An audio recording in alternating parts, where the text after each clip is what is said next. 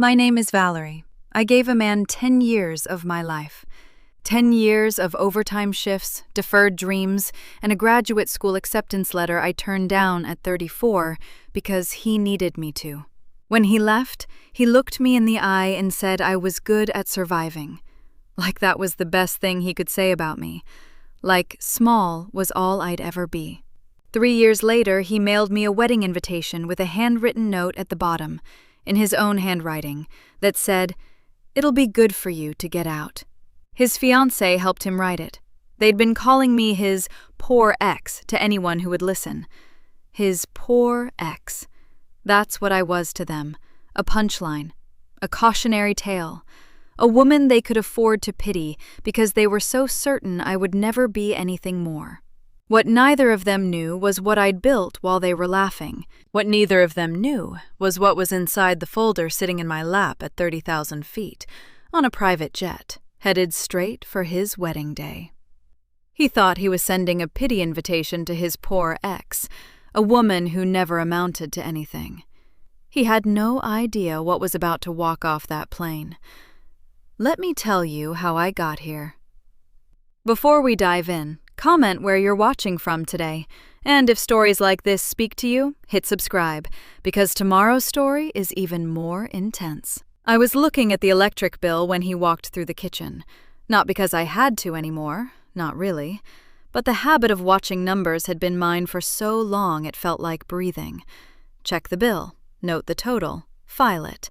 10 years of that particular reflex, built during the years when watching numbers was the difference between making rent and not. Damon didn't look at me. He was adjusting his cufflinks in the reflection of the microwave door, turning his wrist one way, then the other. Navy blazer, the good one, the Italian cut he'd bought on our trip to Chicago 2 years back. A trip I'd put on my card because his was sitting at its limit again, and the reservation was about to expire. He looked polished. He looked like a man on his way somewhere. I knew I wasn't invited. He hadn't mentioned dinner. He didn't mention much to me anymore. "There's food in the fridge," I said. Not a question, not a complaint, just filling the silence the way I had learned to. "I'm eating out," he said, still looking at his reflection. That was it. That was the whole exchange. You know what I remember most about those last months? Not the cold. I expected the cold by then. It was the ease of it. The way a man can look straight past a woman who ironed his shirts and sat up with him through 2 career slumps and 3 rounds of being passed over for promotion, and see nothing. Not even hostility. Just nothing. Like furniture he'd stopped noticing. I had been accepted to a graduate program at 34. Health Administration. A real program, a funded offer, a door I had spent 2 years working toward. Damon was in the middle of his second job transition that year. Pharmaceutical sales, new territory, shaky ground, and someone had to hold things steady. I deferred. 1 semester, I told myself. Then another. Then the window closed and I told myself it didn't matter because we were building something together. I still had the business plan in a drawer upstairs. Caldwell Compliance Group.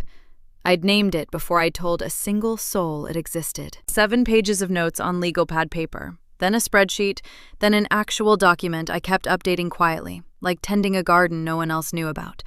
I would show him when things settled down. I was always waiting for things to settle down. He picked up his keys from the counter and I watched his hand. The same hand I'd held in a hospital waiting room when his father had a scare.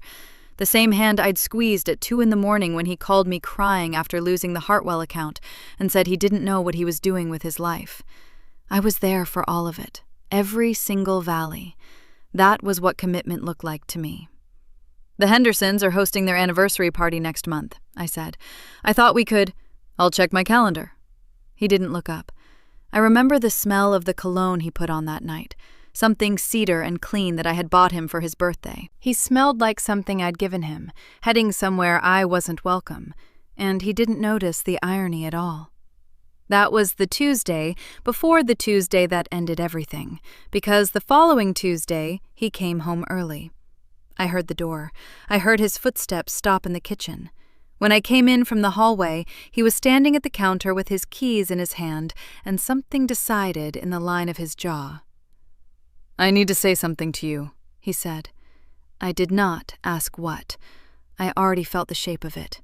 I'd felt it for months, maybe longer, that specific kind of dread that lives in your chest when you know a conversation is coming and you've been pretending not to know. "You're a good woman, Val." His voice was careful, almost kind in the way that is worse than unkind. "You're comfortable. You're safe. You make things easy."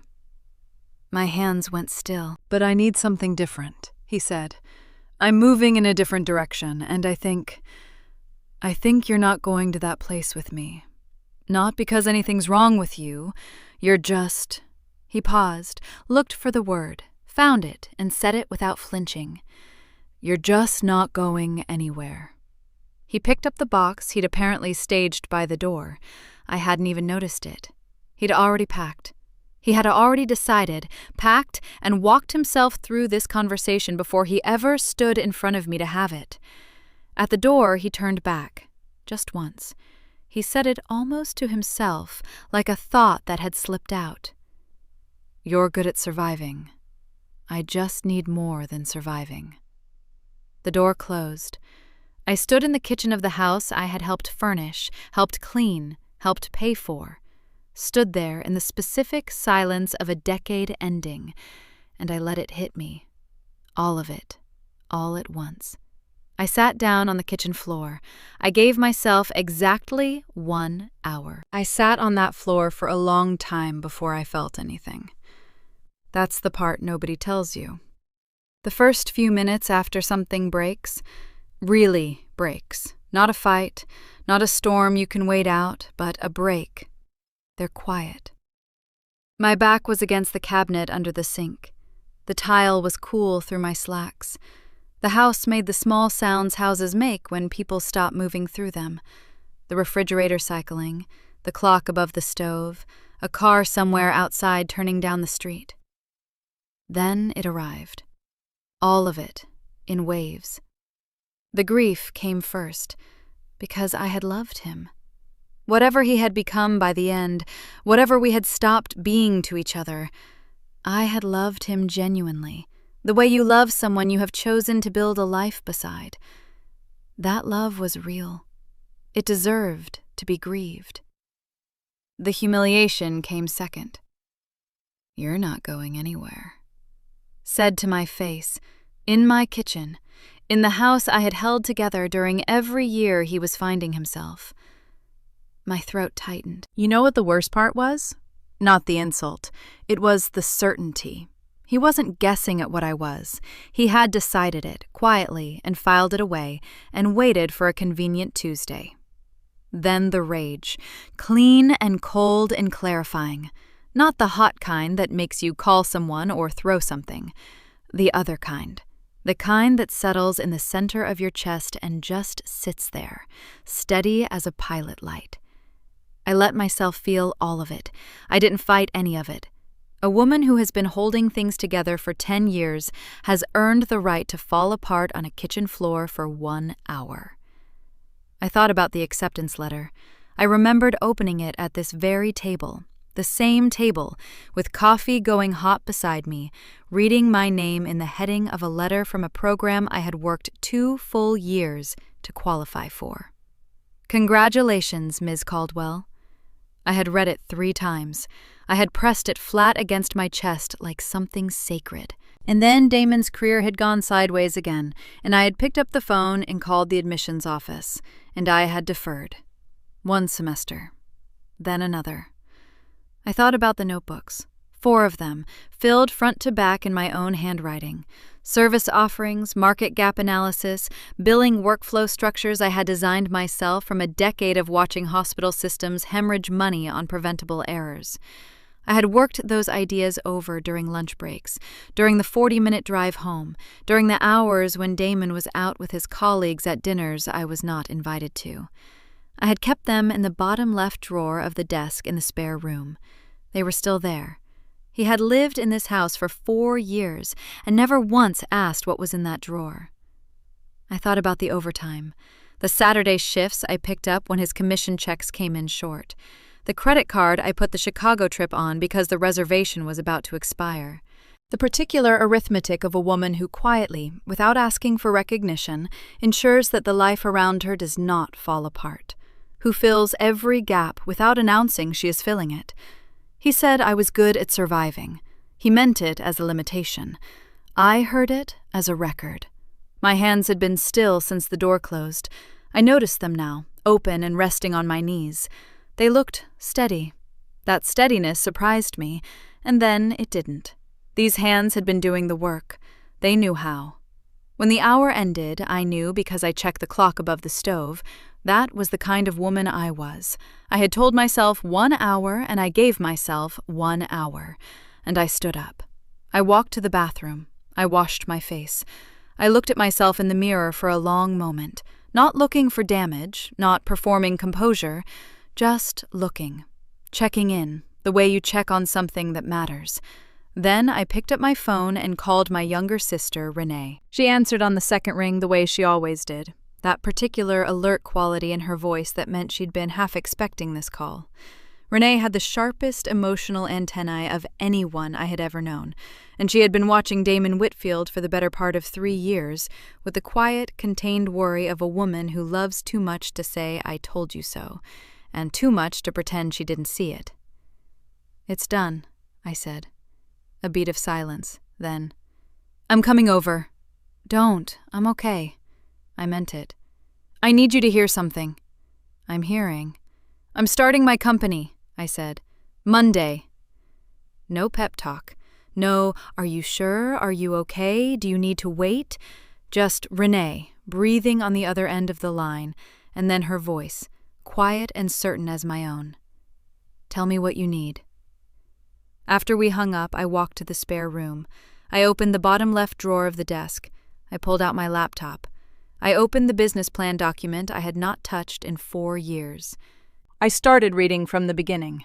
Walt Briggs, the family attorney who had helped my grandmother fight for her house on Tunica Street 20 years ago, had an office on the 4th floor of a building downtown that smelled like old carpet and good coffee. He was 55 then, methodical in the way of a man who had never once needed to be loud to be heard. When I called and asked for a meeting, he didn't ask why. He just said, "Tuesday at 10. I walked in with my notebooks, my laptop, and 4 years of compacted thinking.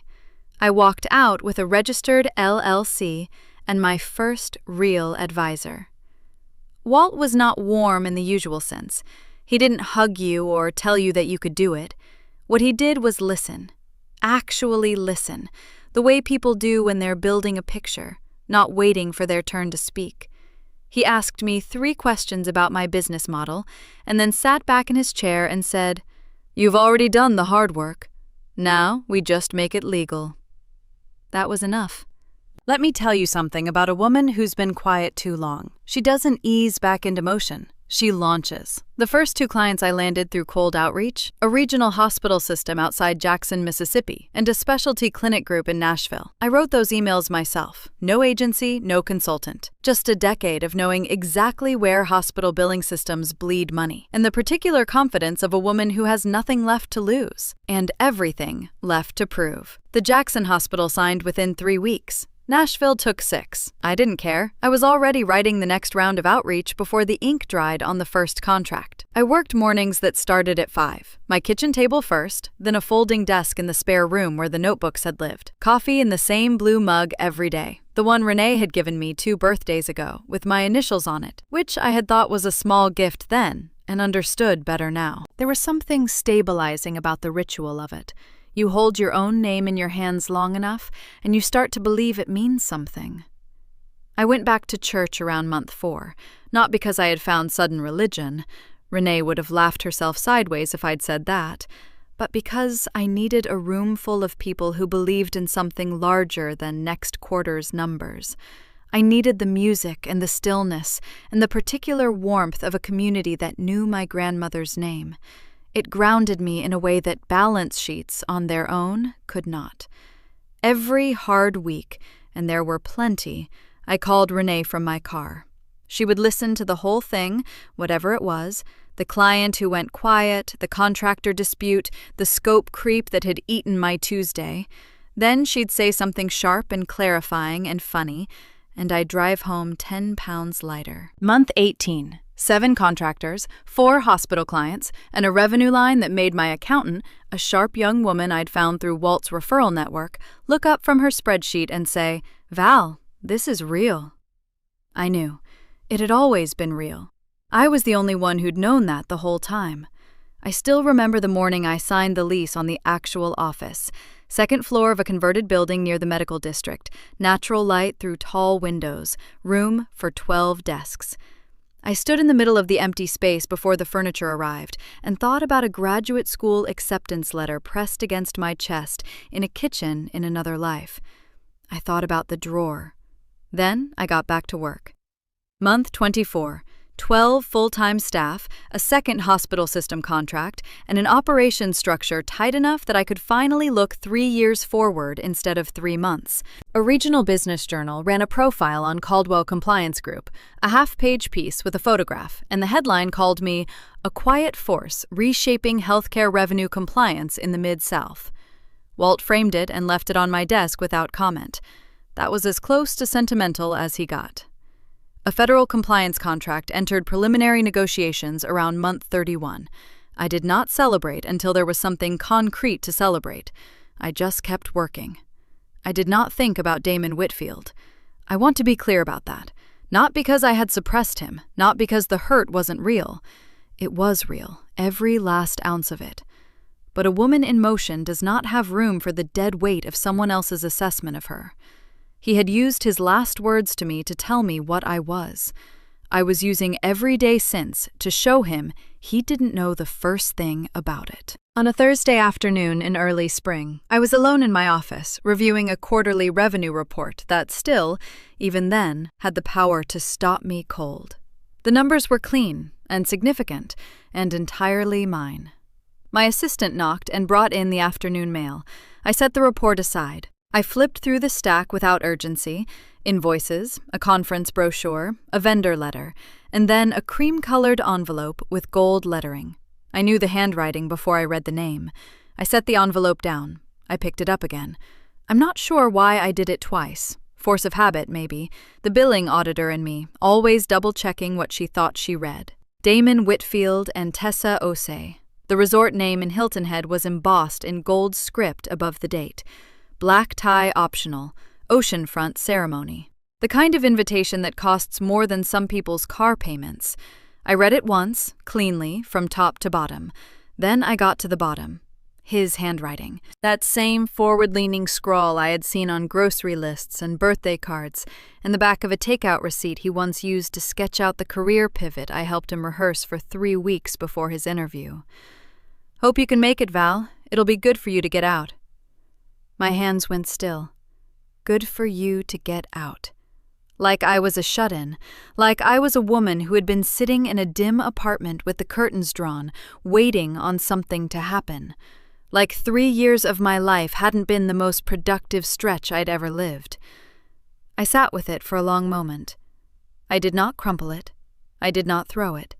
I set it flat on my desk beside the quarterly revenue report that was still open on my screen, and I looked at both of them for a long time, side by side. Then I put the invitation in my top drawer, locked my office, and drove home. That evening, I called my sister Renee, 5 years younger than me, a nurse, the person I have always called when I need someone who will tell me the exact truth without softening a single edge of it. She picked up on the second ring. "I was wondering when you were going to call me." I stopped. "You already know." My coworker, Dana. She dated a guy in Damon's friend group for about 8 months. Ended last year. She told me about 2 months ago, and I have been sitting on it, Val, because I did not know what good it would do to tell you. A beat. And then I figured out what good it would do. I sat down on my couch. "Tell me." "He's been calling you his poor ex for 3 years, Renee said. To his boys, at dinner, at whatever networking events he runs his mouth at. The line he uses is that you were sweet but going nowhere. that you were good at keeping a home but didn't have the vision for the life he was building. Her voice was controlled, but I could hear what was underneath it, the specific, contained fury of a woman who loves her sister. He made it a whole story, Val, his comeback narrative. He outgrew the relationship. He leveled up. You know what the worst part was? That it tracked. Every word of it tracked with the man who had stood in my kitchen and called my survival instinct a limitation. I was not surprised. Being unsurprised by something still does not make it hurt less. "There's more," Renee said. I waited.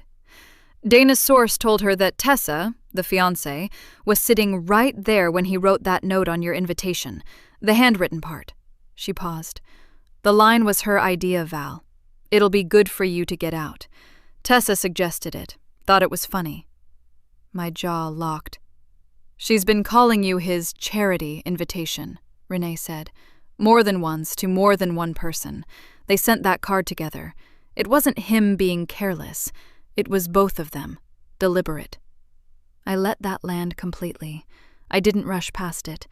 Two people had sat together, presumably at a table nicer than anything I'd had in the lean years, and crafted a specific cruelty and put it in a cream envelope with gold lettering and mailed it to my office address. They had decided, together, that the best use of a wedding invitation was as a small, elegant weapon.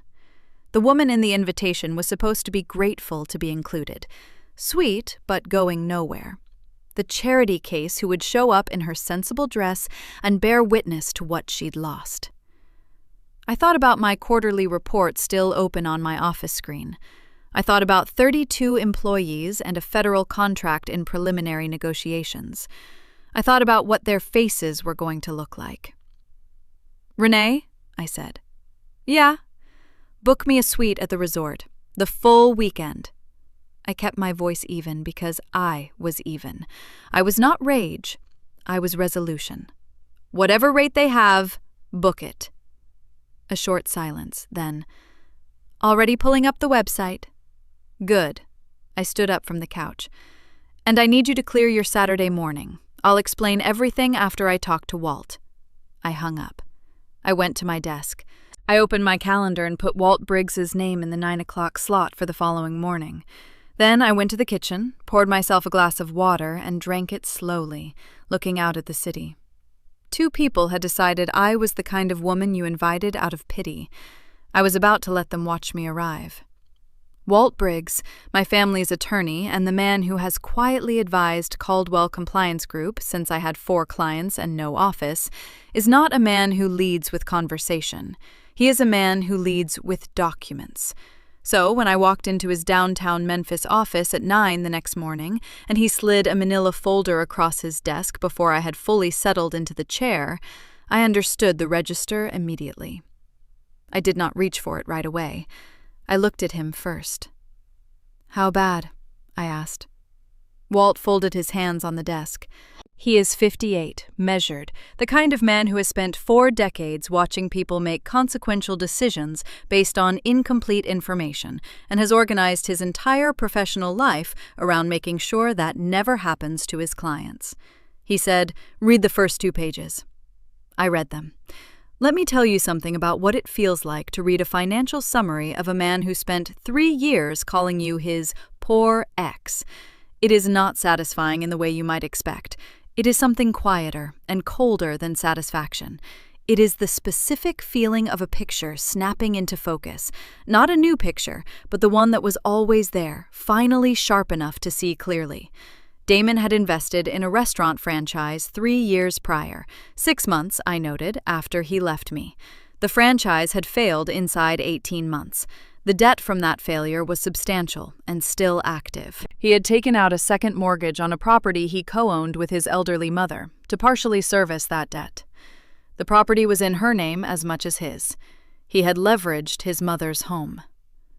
My hands went still on the page. "He's been carrying this the whole time," I said. It wasn't a question. "The whole time," Walt confirmed. "The image he's been projecting, the career success, the lifestyle, it's managed.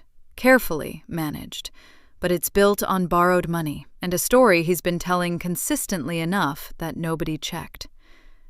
I set the pages down.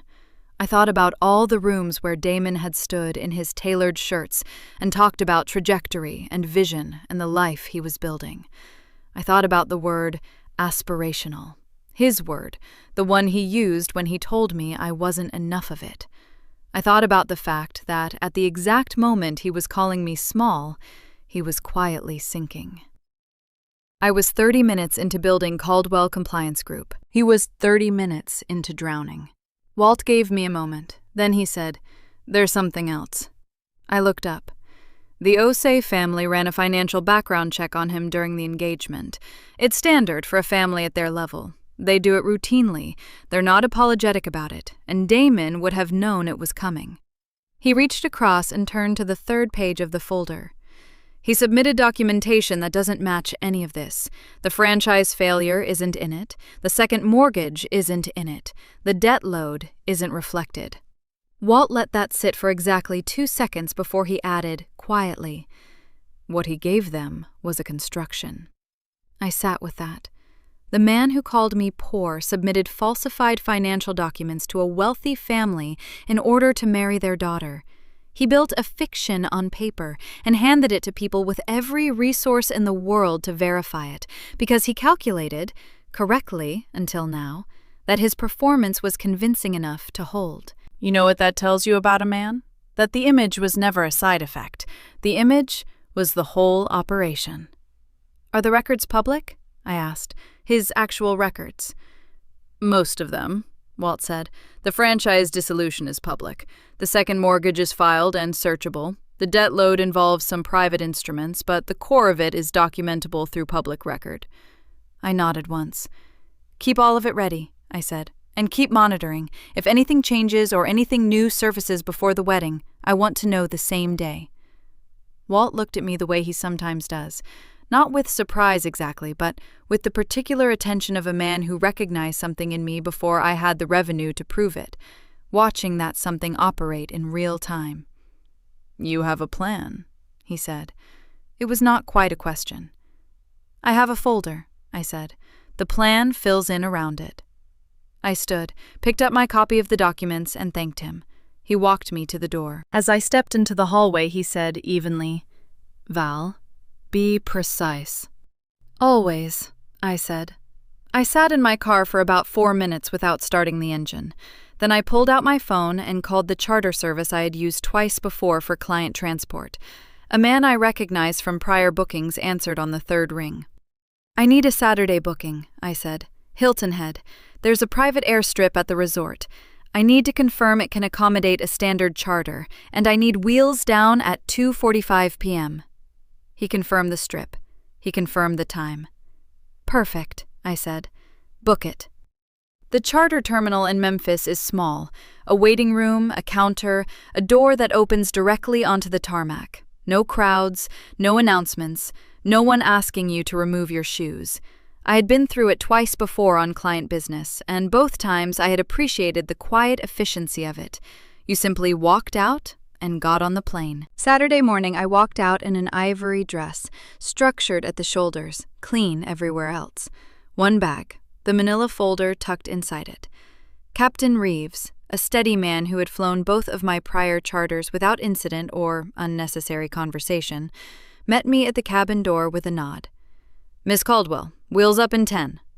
"Perfect," I said. I settled into my seat. The cabin held 8. I was the only passenger. You know what nobody tells you about the morning of the day you have been building toward for 3 years? It is quiet. There is no dramatic music in your chest, no adrenaline sharpening the edges of things. I was not nervous.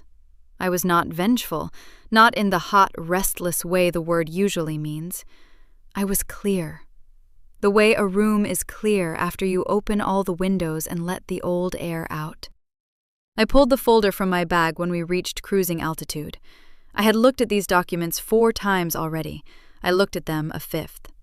Walt's financial summary, the franchise failure, the second mortgage, the debt load, the falsified engagement documents, 2 pages of public record that told the true story of a man who had spent 3 years performing a version of himself he could not actually afford. I also had my own company's most recent revenue summary. I had not brought it to wave in anyone's face. I brought it the way you carry a photograph of your house when you have been traveling a long time, as evidence of what is real, as something solid to hold when everything around you is constructed. I thought about a Sunday morning about 6 years back, early in Damon's second career slump, when I had worked a Saturday overtime shift and come home to find him asleep on the couch at noon, his phone face down on the coffee table. I had covered him with a blanket and gone to the kitchen and paid 3 bills from my own account without waking him. I had felt, standing there at the counter, that I was doing something meaningful, that this was what partnership looked like in the lean years, that my turn was coming. I closed the folder. My turn had come. Just not the way I imagined it at that counter.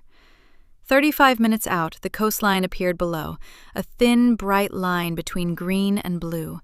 I watched it expand as we descended. The resort materialized gradually, the long sweep of oceanfront lawn, the white chairs arranged in precise rows facing a floral arch, the terrace where formally dressed guests were finishing cocktails and beginning the slow drift towards ceremony seating. From the air it looked like a photograph in a magazine, everything placed just so, everything performing the idea of a perfect day. The airstrip sat at the resort's northern edge, separated from the main lawn by a landscaped path and a low row of palms. We landed at 2:45 p.m. exactly. Captain Reeves opened the cabin door without ceremony. I picked up my bag. I walked to the top of the steps and I paused. Not for effect, not for drama, but because the air hit me warm and salt-edged, and for 1 full second, I simply felt it. Then I walked down. The guests who had not yet taken their seats were scattered along the resort's edge lawn, drinks in hand, dressed in linens and silk, the easy posture of people who have not yet been asked to be quiet and still. I saw the moment it happened. 1 woman looked up, then the man beside her, then 4 more in a chain reaction that moved through the group like a current. The conversation dropped out of the air the way sound drops in a room when something unexpected enters it. I did not look at them directly. I walked at my own pace along the landscaped path toward the guest check-in pavilion, and I let them look. Damon was standing near the terrace, white linen suit, boutonniere, the posture of a man who had decided this was his day and was wearing that decision visibly. He was facing the lawn. He followed the sight line of the guests who had gone quiet, and his gaze traveled down the path until it found me. I watched his face move through 3 things in about 4 seconds. Disbelief, then something I can only describe as rapid internal arithmetic, his brain running the numbers, trying to reconcile what he was seeing with the story he had been telling. Then the failed recovery, the expression that wanted to be neutral and landed somewhere closer to exposed. I nodded once in his direction, pleasantly, like a woman who had run into a former acquaintance and found she had no strong feelings about it either way. Then I walked to the pavilion, signed the guest register with my own pen, and accepted my room key from an attendant who deserved an award for composure. My suite had a window that faced the ocean. I set my bag down. I stood there for 1 minute, just looking at the water. Then I called Renee. "Tell me everything," she said before I'd gotten a word out. "His face," I said, "was worth every dollar." She laughed, the full, real kind, and then her voice dropped. "Walt called me this morning. He said there's something more about Tessa, about what she actually knew and when." A pause. He said it's worse than we thought. My hand went still on the phone. "Have him call me within the hour," I said. The ceremony was at 4. I had 45 minutes. I changed in my suite, a deep burgundy wrap dress I had bought specifically for the reception, the kind of thing that says I dressed for this without saying anything else. I took my time. I wasn't rushing toward anything. I walked down to the lawn at 10 minutes to 4 and found a seat in the back row, left side, aisle. From there I could see the arch, the officiant, the seated guests, and the terrace behind me. I could see everything without being the thing everyone was looking at. That was the point. The ceremony was exactly what it was. 30 minutes of scripted promises between two people I knew more about than they understood. I let myself have one moment. Just one. It came during the vows. Not at the romantic part, not when Damon took Tessa's hands. It came earlier, quietly, when the officiant began talking about commitment through difficulty, and I thought about a Tuesday in October, maybe year 4, when Damon had come home after losing a major account, and I had sat with him at the kitchen table until 2 a.m, not saying much, just being there. I had canceled a job interview the next morning because he'd had a bad night, and I didn't want to leave him alone. I had told myself that was love. I had meant it completely. My throat tightened. Just once. Here's the thing about grief that has already been processed. It doesn't ambush you. It just visits, reminds you it was real. I felt the full weight of the 10 years. The graduate program letter I had folded and put away at 34. The business notebook stacked in the bottom drawer while I worked overtime so the household didn't crack under his instability. I felt all of it, completely, the way you can only feel something you are no longer afraid of. And then I set it down, right there in that white chair on that oceanfront lawn. It did not belong to this evening. I had paid for it already. I was done. The officiant said, "I now pronounce you," and the guest applauded and I clapped with them because I was not there to be petty. I was there to be finished. The reception moved to the terrace at 6. A band, strung lights, the particular hum of a room running on champagne, and relief that the formal part is over. I moved through the cocktail hour the way I move through networking events. Unhurried, present, reading the room. Walt called at 6:20. I stepped to the far end of the terrace, near the railing, where the sound of the ocean covered the conversation. He didn't open with pleasantries. That is one thing I have always appreciated about Walt. "I heard from a source this week," he said. "Former colleague of Tessa's, a woman who reached out to my office after seeing your business journal profile. She had something to tell us." He paused. "The handwritten line on your invitation? It'll be good for you to get out. That was Tessa's suggestion. She was in the room when he wrote it. She thought it was funny. And the phrase, charity invitation? That was hers. She used it more than once. This woman heard it directly." You know what the worst part is? I wasn't even surprised. I was just glad to have it confirmed. There is a difference between suspecting someone co-signed your humiliation and knowing it. One you carry around like a question, the other you can put on a table. "How documented is it?" I asked. "Documented enough," Walt said. I thanked him. I hung up. I stood at that railing for a moment, looking at the dark line where the water met the sky. Then I went back to the party. It was Adrian who found me near the buffet. Adrian, who had been in my book club for 2 years back when Damon and I were still together. A woman whose conscience had apparently been accumulating interest. She pulled me away from the table with a hand on my elbow and dropped her voice low. "Val, I need to tell you something I should have told you a long time ago." My jaw locked, but I waited. She told me. All of it. 2 years of it. A woman from Damon's gym. It had run through the last stretch of our relationship without my knowing, silent, parallel, entirely underneath the life I thought we shared. It ended when the other woman walked away, roughly 6 months before Damon sat in my kitchen and called me safe. The breakup had not been about my ambition or my trajectory. It was not about me at all. He had already left. He had been gone for 2 years. What he called an ending was just paperwork. Adrian was watching my face, braced. I set my plate down. I breathed once, slowly. "Thank you for telling me," I said. And I meant it. I walked back to my table. I sat. I unfolded my napkin. I thought about the 10 years, about what had been real and what had been theater, and somewhere in the space between those two things, something that had been sitting unresolved in my chest for 3 years, something I hadn't even known was still there, quietly closed. I went back to my suite after dinner. I set the manila folder on the bed and laid everything out. Walt's financial summary, the public records, the falsified engagement documentation, my own company's revenue report. I stood over all of it for a long moment. One question. That was all it came down to. What kind of woman do you want to walk out of this weekend as? I already knew the answer. I had known it since Memphis. I put on my shoes, picked up the folder, and walked back down to the reception. I found Philip, Damon's best man, a man I'd known since year 2 of the relationship, near the end of the bar, nursing something amber and looking like a man counting down the minutes until he could loosen his tie. He saw me, and his face did something complicated. Not guilt, exactly.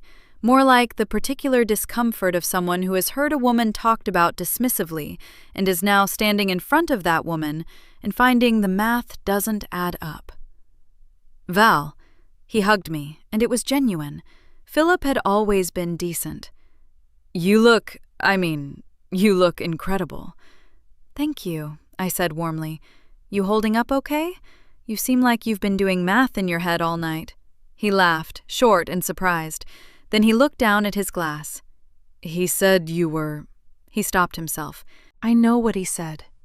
I let it land without heat. It's fine, Philip. I'm not here about that. I shifted the folder slightly under my arm. Is Damon around? I want to say a quick word before I head out tomorrow morning. He looked at me for a moment. Something in his face settled. That same relief I've seen in people when they realize they don't have to keep pretending something isn't true. He nodded toward the corridor off the main terrace. Bridal suite, he said. Down that hall, last door on the left. I squeezed his arm once. Thank you. The corridor was quiet. The band was still playing behind me, muffled now, distant. I walked to the last door on the left and knocked twice. Even. Damon opened it. He was holding a whiskey glass and wearing the expression of a man who has been half expecting something unpleasant to arrive and is not entirely shocked by the shape of it. Behind him, Tessa sat at the vanity in her wedding dress, earrings already removed, watching through the mirror. I'd like 5 minutes, I said. I think you both need to hear what I have to say. He didn't move for a beat. Then he stepped back. I walked in. I didn't wait. I sat in the chair across from the settee, set my clutch on the side table, and folded my hands on top of the folder in my lap. Not performing calm, just calm. Damon stayed standing. Tessa turned on the vanity stool to face the room. I looked at Damon first. You called me your poor ex, I said. No preamble, no build-up. For 3 years, in rooms I wasn't in, at dinner tables I didn't know about, you told people I was sweet, but going nowhere. You made that the story of who I was, after 10 years of my life given to this relationship. I held his gaze. I'm not here because that hurt me, although it did. I'm here because a woman who deferred a graduate program at 34, who worked overtime through 3 of your career slumps, who kept her own business plan in a drawer for a decade while she held your household together. That woman is now running a 7-figure consulting firm with 32 employees and a federal contract pending. She flew here on a private charter this afternoon. I paused. She deserves to look you in the eye and make sure you understand exactly who you dismissed. I opened the folder. I placed Walt's financial summary on the table between us, the public records behind it. The notation about the second mortgage, the failed franchise, the debt load that had been quietly accumulating behind the image he'd been projecting for 3 years. I let him look at it. I also know what you submitted to the Osei family during your engagement, I said. And I know it doesn't match any of this. The room went very still. Damon's jaw tightened. He opened his mouth. Denial first, then a reframe, something about my motives, something about jealousy dressed up as concern. He looked at Tessa, and the look was almost an appeal. Tessa did not move. I turned to her. Let me tell you something about a woman who has been quiet too long. When she finally speaks, she doesn't need volume. The line on my invitation, I said. It'll be good for you to get out. That was yours. You were in the room when he wrote it. You thought it was funny. I kept my voice level. You called me a charity invitation, more than once, to more than one person. I held her eyes.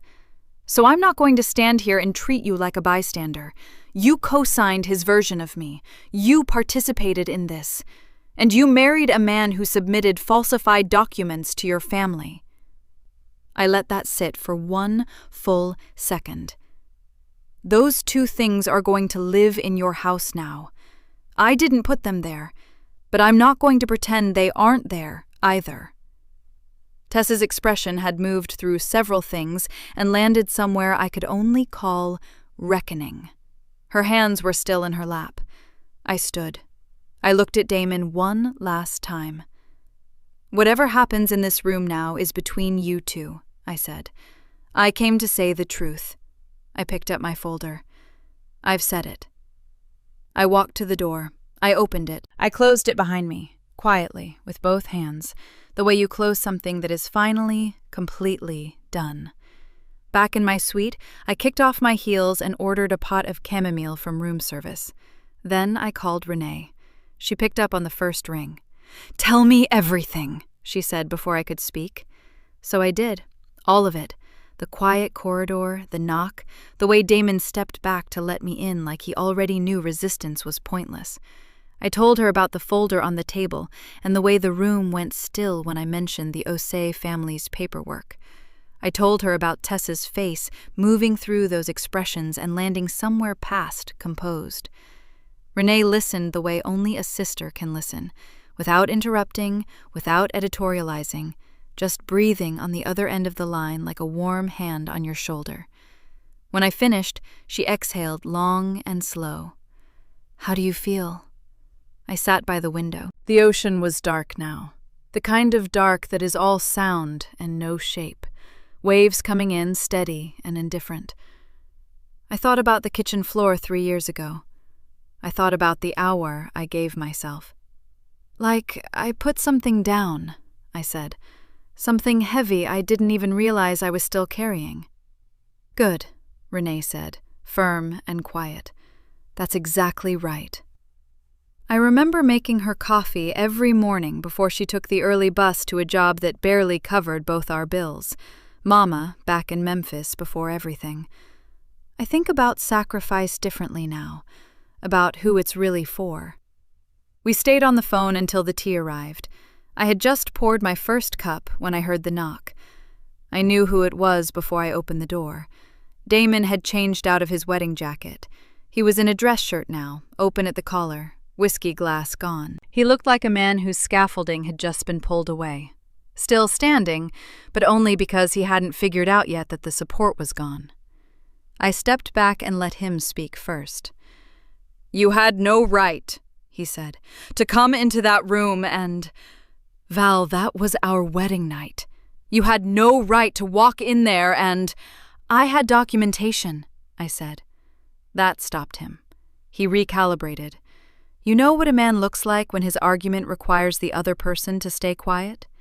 When the whole architecture of his grievance depends on you not having a single concrete thing to say back? That's what I was looking at. "You humiliated me," he said, "in front of my wife, on my wedding day. Do you understand how that— You built a lie," I said, "a careful, managed, documented lie. And you expected no one to ever check it." My voice did not rise. Not once. "You called me poor for 3 years to anyone who would listen. And then you mailed me an invitation to come watch you win." I tilted my head slightly. "So I came, and you watched. And now we both know who's actually standing on solid ground." He opened his mouth, closed it. My hands were still at my sides. Nothing in me was shaking. "Whatever happens between you and Tessa is between you and Tessa," I said. I meant that when I said it in that room, and I mean it now. That is not my marriage, and it is not my problem. I looked at him clearly, not with anger, not with the residue of old love, but with the clean and finished sight of a woman who is entirely done. "I have an Atlanta meeting Monday morning. I'm checking out at 9, and I will not think about you again." He stood in the doorway for another moment, still searching, still not finding anything. Take care of yourself, Damon. I closed the door.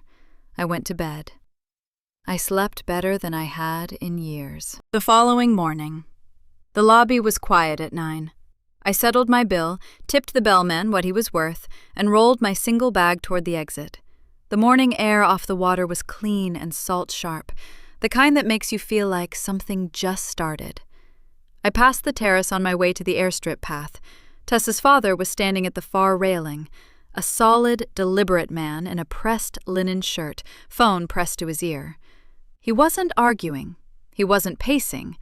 He was speaking in the measured, unhurried cadence of a man who has retained counsel before, who knows exactly which words to use and in which order, and who has already accepted that the next several months will require his full attention.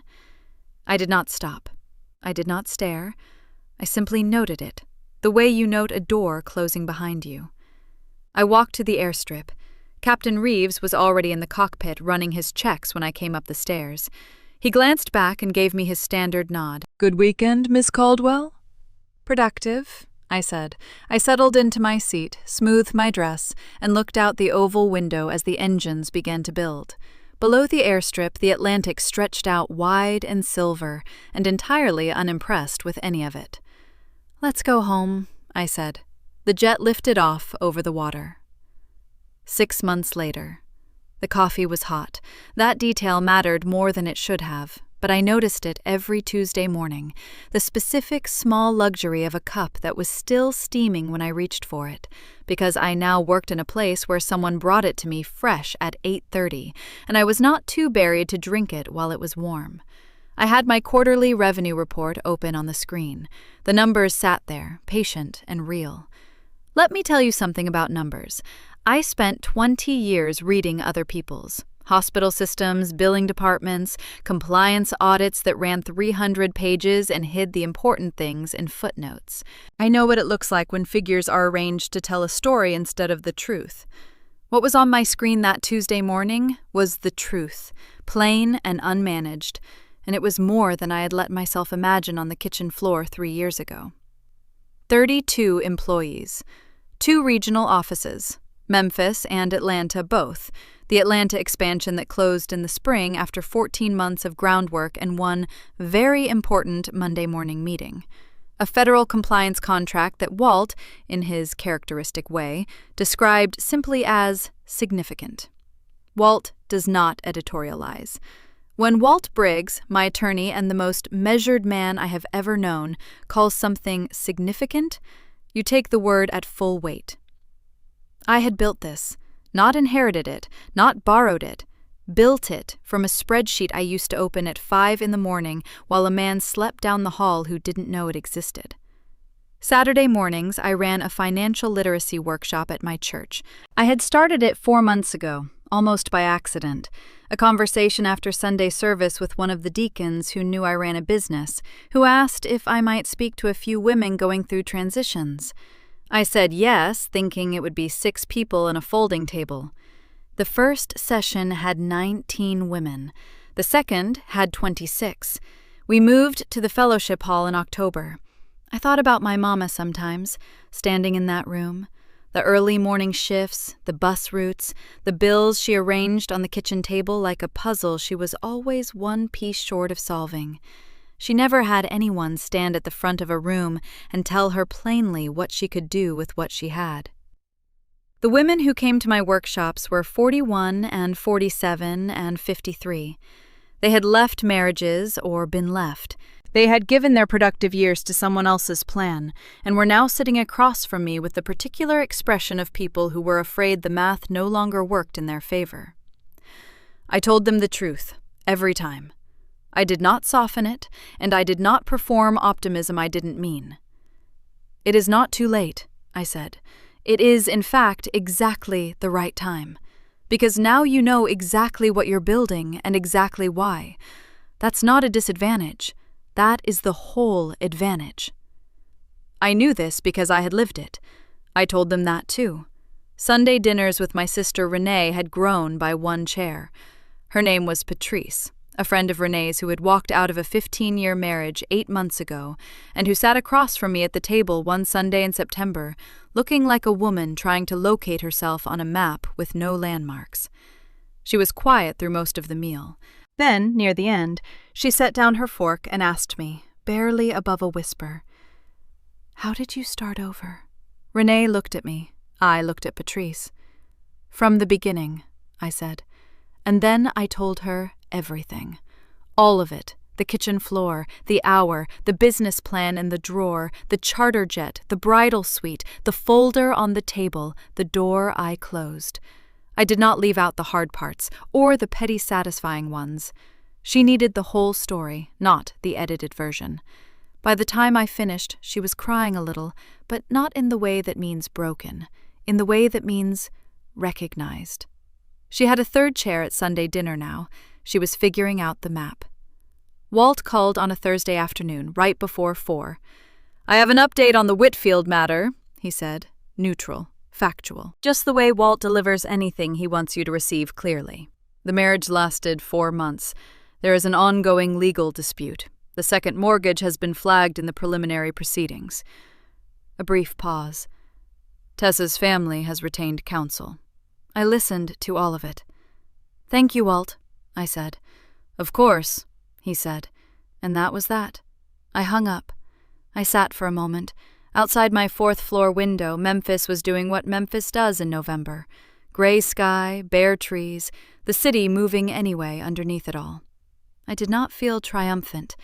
I did not feel sad. I felt the specific quiet of a woman who told the truth in a room and then went home and watched the truth do what truth does when it finally gets space to move. I turned back to my screen. The revenue report was still open. Those numbers, patient, real, entirely mine, looked back at me. I smiled, quietly to myself in an empty office that I had earned. Then I got back to work. Thank you for watching until the end. If this story meant something to you, hit subscribe and turn on notifications. I've got 2 stories on the screen that you have to watch next. Have a great day!